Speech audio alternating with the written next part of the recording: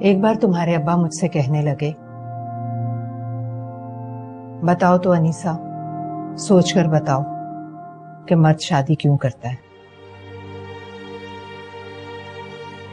میں تو سچ مچ سوچ میں پڑ گئی۔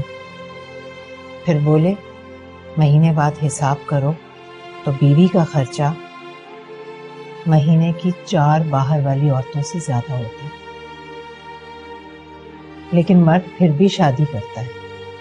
شادی پر لاکھوں کا خرچہ اور ہمت سے زیادہ بیوی کے ٹشن پورے کر کے دکھاتا ہے۔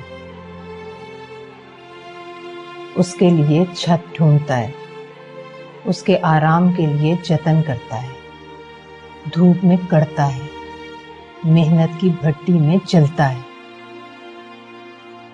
کبھی ضرورت پڑے تو اس کے لیے کبھی اپنی انا بیچ دیتا ہے اور کبھی اپنی چمڑی بیچ دیتا ہے۔ پتہ ہے کیوں؟ تم پوچھو نا کیوں؟ کیوں؟ کیونکہ مرد کی یہ والی عادت خدا جیسی ہے۔ اب دیکھو نا، خدا کو کیا ضرورت تھی اربوں کھربوں انسان پیدا کرتا اور پھر ان کے کھانے پینے رہنے سہنے کی چیزیں مہیا کرتا، لیکن شاید ضرورت تھی اسے۔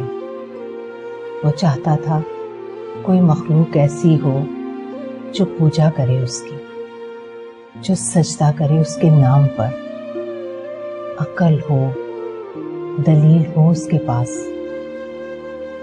اور پھر جتنی کوئی پوجا کرے گا اتنا ہی خیال رکھے گا اس کا۔ اور سب کچھ دے دینے کے بعد کہا کہ میں رحمان ہوں، رحیم ہوں، سب گناہ معاف کروں گا، لیکن شرک کبھی معاف نہیں کروں گا۔ تو بیٹا، خدا نے اپنی یہی عادت مرد کے خون میں ڈال دی۔ جس طرح اسے اپنی مخلوق سب سے زیادہ پیاری ہے نا، اسی طرح ہر اچھے مرد کو اپنی بیوی سب سے پیاری ہوتی ہے۔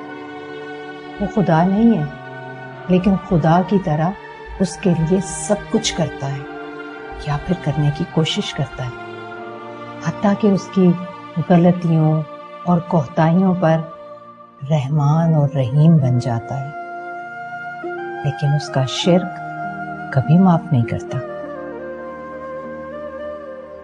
یہ سب مجھے کیوں بتا رہی ہیں آپ؟ مجھ میں اور تجھ میں بس یہی فرق ہے بیٹا۔ میں نے تمہارے ابا سے یہ نہیں پوچھا تھا کہ یہ مجھے کیوں بتا رہے ہو تم۔ خیر، عقل اور دلیل تو خدا نے تمہیں بھی دی ہے، تو بیٹھ کر سوچنا جب تمہارا سوچنے کو دل کرے۔